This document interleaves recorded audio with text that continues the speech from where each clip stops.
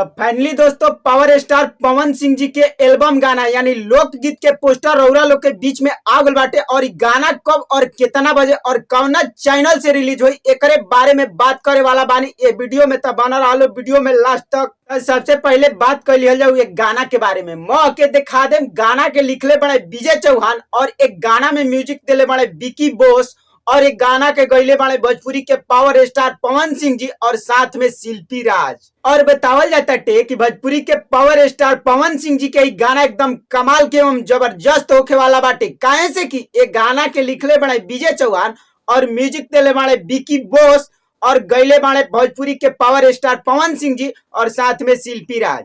और एक गाना के वीडियो में नजर आवता पवन सिंह के साथ में चांदनी सिंह।